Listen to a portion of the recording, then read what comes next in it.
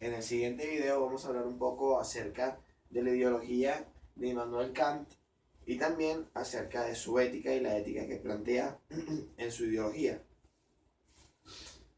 Cuando hablamos de Immanuel Kant, él hace referencia en su teoría de unos juicios. Y los juicios son una opinión o una evaluación, valoración respecto a algo. Immanuel Kant divide los juicios en cuatro posibilidades. Están los juicios sintéticos, los analíticos, los a priori y los a posteriori.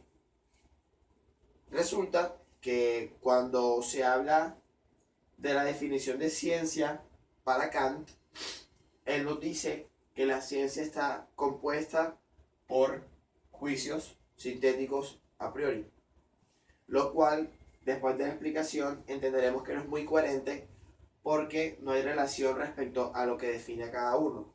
Pero Immanuel Kant defiende su teoría y da ciertos argumentos que valoran el hecho de que la ciencia esté compuesta por los juicios sintéticos y a priori. Los juicios sintéticos son aquellos que amplían el conocimiento. Un ejemplo es, los habitantes de Barranquilla tienen relojes de oro. Dividiendo el sujeto y el predicado, decimos que el sujeto es los habitantes de Barranquilla y el predicado es tienen relojes de oro. ¿Por qué se dice que amplían el conocimiento? Porque cuando hablamos del sujeto, no sabemos el predicado. Y cuando hablamos del predicado, no sabemos el sujeto. Es decir, que son independientes, que uno no se encuentra implícito en el otro. Por lo cual amplían el conocimiento. Si decimos, tiene relojes de oro, y no especificamos que estamos hablando de los habitantes de Barranquilla, no podríamos decir que todos los habitantes de Barranquilla tienen relojes de oro. Por lo tanto, es un juicio que amplía el conocimiento, que nos informa algo más. Luego están los juicios analíticos, que son aquellos que por el contrario no amplían el conocimiento. Para Kant, estos juicios son explicativos. Un ejemplo, el todo es mayor que sus partes. El sujeto es todo y el predicado mayor que sus partes. Si decimos que es mayor que sus partes, es casi que obvio que lo único mayor a sus partes es el todo. Por lo tanto, es un juicio que no nos aporta, que no nos da información, sino que es algo que ya se sabe. A priori, los juicios a priori son aquellos que se anteponen a la experiencia y por el contrario los a posteriori son aquellos que van después de la experiencia. Es decir, para emitir un juicio a priori no hay que recurrir a la experiencia para poder emitirlo. Un ejemplo es el todo es mayor que sus partes. No tenemos que probar que el todo es mayor que sus partes para poder afirmar que es un juicio verdadero. Un ejemplo, si tenemos una casa de 300 metros cuadrados y hay un cuarto que tiene 15 metros cuadrados, no podemos decir que ese cuarto es más grande que la casa, porque el todo, que es la casa, es más grande que el cuarto, que es una parte. Y no hay que recurrir a la experiencia para poder saber eso. Los juicios a posteriori son los que recurren a la experiencia para poder emitir un juicio verdadero. Un ejemplo, la frase que utilizábamos con los juicios sintéticos. Los habitantes de Barranquilla tienen relojes de oro. Para saber si los habitantes de Barranquilla tienen relojes de oro, hay que recurrir a la experiencia, hay que hacer un estudio, un censo, etcétera, para saber si todos los habitantes de Barranquilla tienen relojes de oro. No se puede emitir un juicio verdadero respecto a esto si no se ha recurrido a la experiencia. Aquí comienza lo que podría parecer un poco incoherente, aparentemente, respecto a lo que dice Kant sobre la ciencia, que está compuesta por juicios sintéticos, es decir, que amplían el conocimiento, pero que también son a priori, es decir, que no hay que recurrir a la experiencia para poder emitirlo como un juicio verdadero.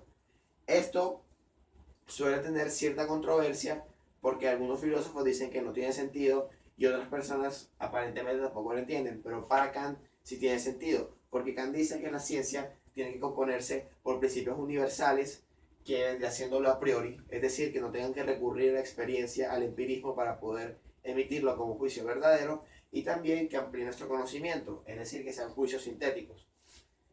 Cuando hablamos de ética deontológica, hablamos de que se fundamenta en el cumplimiento de la ley por la ley, por amor a la misma ley. La ética deontológica que propone Kant no tiene nada que ver con la religión moral, ¿sí? La religión o la moralidad de la religión. Esta ética es independiente a eso. Él era cristiano, pero él plantea una nueva idea acerca de lo que es la ética y lo que imparte la ética deontológica. Ahora, cuando hablamos, para aclarar, deontológica, ética deontológica, vuelvo a decir, es cumplir la ley por amor a la misma ley. Punto. Ahora sí, los imperativos categóricos. Cuando hablamos de imperativos categóricos, podemos decir que está totalmente relacionado con lo que dice Kant respecto a la ética deontológica. Y es el amor por la ley y por esto tú la cumples. Simplemente por eso. Si tú le quieres dar un fin personal a cumplir una ley, esto invalida tu eticidad para poder fundamentar tu ética. Kant se fundamenta en parte de los estoicos porque él dice que el hombre no puede fundamentarse en los sentimientos o en las pasiones para emitir un juicio, ya que esto invalida totalmente la eticidad de tus actos y no es algo que tiene facticidad para poder emitir un juicio, porque los sentimientos no van ligados a la razón que propone Immanuel Kant. Cuando hablamos de crítica de la razón práctica, es un libro que saca Kant junto con otros como Fundamentación Metafísica de las Costumbres, Crítica de la Razón Pura, donde habla de todos sus postulados respecto a cómo el hombre debería actuar y vivir en sociedad. Cuando hablamos de Kant, se tiene que manejar totalmente una ideología universal, porque él habla de un imperativo categórico que conlleve a que el hombre siempre sea un ejemplo para el otro hombre y que ese otro hombre actúe, y así sucesivamente se crea una cadena que hace que se convierta en una ley universal tu forma de actuar. Esto él lo llama la máxima. Un ejemplo de máxima puede ser para mí no mentir. Mi máxima es no mentir. Yo no puedo mentir para nada porque es mi máxima, es mi ética. Y yo hago esto para que el resto de personas lo tomen como ejemplo y tampoco lo hagan. Imaginemos un mundo donde alguien tenga una máxima que es decir mentiras. Ahí se vería totalmente impedido el lenguaje, la comunicación, lo cual llevaría al hombre a un caos. Y eso no tiene sentido. ¿Por qué? Porque recordemos que hablando de los juicios del lenguaje, que también se fundamenta Kant, hay que emitir juicios de verdad. Y si los juicios de verdad no están fundamentados por la verdad, sino que hay alguien que tiene una máxima, que es mentir, se va a llevar a una total incoherencia en los actos y esto va a conllevar un caos.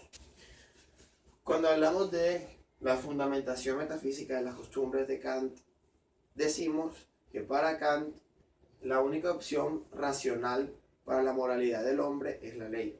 Es decir, como ya lo he explicado antes, poder cumplir la ley por amor a ella solamente, no darle un fin personal, porque eso hace que se recurra a la subjetividad y por ende a los sentimientos, lo cual no es un método de facticidad para emitir un juicio. Kant dice que hay una secuencia de acciones y de procesos para poder llegar al fin moral, a la ética, a poder tener una máxima que se vuelva universal. El primero es decir que hay una moral vulgar, la moral de todos. Luego, tú decides salir de esa moral vulgar y poder atravesar hasta el conocimiento filosófico. Luego del conocimiento filosófico, tú vas a la fundamentación metafísica de las costumbres y por último vas a pasar a la crítica de la razón práctica y ahí es donde se impone el cumplimiento de la ley. El hombre debe actuar desde voluntad. Cuando decimos que el hombre debe actuar desde la buena voluntad, quiere decir que esa ley debe cumplirse sí o sí. El hombre y su intención de actuar siempre debe ser bueno. Kant dice que si tu opción para actuar es mala, ya eso invalida totalmente la eticidad de tus actos. Cuando hablamos de que la ley tiene que ser universal, objetiva y necesaria, nos referimos a que tiene que ser aplicativa para todo el mundo. La aplicabilidad de la ley tiene que tener un carácter universal, de que todo el mundo pueda cumplirla. se cumple en Colombia, se cumple en China, se cumple en Uzbekistán, Turkmenistán, Rusia, India, mundial. Tiene que ser mundial. Objetivo, como ya hemos hablado y recalcado, que no se fundamente en los sentimientos ni las pasiones. Tiene que ser algo que sea racional, colectivo. Y necesario es que las personas tengan la necesidad de usarlo. Que no sea algo que quede como un cero a la izquierda, no. Que tenga utilidad. Para Kant, el hombre no tiene instintos. Y cuando hablamos de que el hombre no tiene instintos, hacemos referencia exactamente a que tiene la capacidad de utilizar la razón, lo cual conlleva a que el hombre sea el único animal que sabemos que es racional, que pueda cumplir con el imperativo categórico que Kant propone. Kant, aparte de proponer el imperativo categórico, también propone algo llamado el imperativo hipotético. Pero él desvirtúa totalmente este imperativo porque dice que está fundamentado en los sentimientos. Dentro del imperativo hipotético hay dos tipos de divisiones, que son los consejos de prudencia y las reglas de habilidad. Pero al fin y al cabo, él dice que ninguna de estas dos es viable porque no llevan a que la ética pueda cumplirse por ley, por amor a la propia ley, nada más. Luego, él nos propone 4 principios para poder llegar a la ética del hombre, para poder fundamentarnos y poder conseguir lo que él quiere, y es que hay una ley universal, que si yo actúo de cierta manera, sea el motor de una cadena de actos que el resto de personas va a empezar a utilizar para que podamos tener un contrato social donde mi máxima se convierta en una ley del universo, en una ley objetiva y necesaria también. Primero, dice que obres para ser el juez universal. Obra para que tu máxima te conlleva a ser el juez universal. Luego dice, obra para que tu comportamiento sea modelo y cumpla la ley universal. Que tu máxima, tu ley personal, te conlleve a que otra persona lo utilice como modelo y se cree esta cadena que le acabo de decir, donde mis actos sean un motor de cambio y puedan ser aplicados desde otra persona y así sucesivamente, y que se cree una cadena de ética, una cadena ética. 3 es que obre de tal modo que la humanidad que use la humanidad, como fin y no como medio. Que el hombre no puede ser utilizado absolutamente para nada como un medio, porque él no lo es. Él es el fin de los actos, él es el objetivo. No es un objeto que se utiliza para llegar a él. Por ende, tiene que tomarse al hombre como un fin. Esa es una regla que Kant propone para que no utilicemos al otro como un medio, sino como un fin, como el objetivo de nuestra máxima, como tener la buena voluntad como base para el cumplimiento de la máxima. Recordemos que Kant dice que la buena voluntad, la buena intención en el hombre es la regla que se debe cumplir sí o sí para que se comience esa cadena de ética y mi máxima se convierta en un modelo. Y por último, la 4 es que actúes como si tu máxima se pudiera regir como ley natural. Esto quiere decir que desde esta perspectiva la naturaleza influye en la ética también.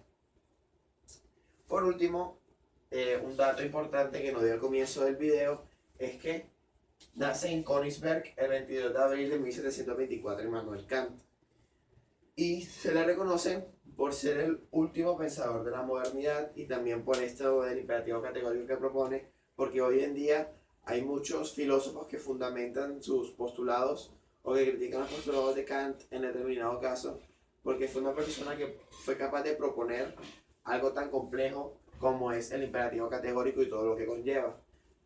También aclarar que la fundamentación metafísica de las costumbres, crítica a la razón práctica, crítica a la razón pura, son libros de Immanuel Kant y se pueden conseguir, se pueden leer. Kant también se caracteriza por tener una filosofía bastante difícil de explicar, porque utiliza muchos postulados y tiene muchos medios diferentes para poder explicar estos. Y por último, agradecerles por haber visto este video, y si están interesados en seguir aprendiendo de filosofía, pues busquen al profesor Santa María, que da clases de 9º a 11 grado.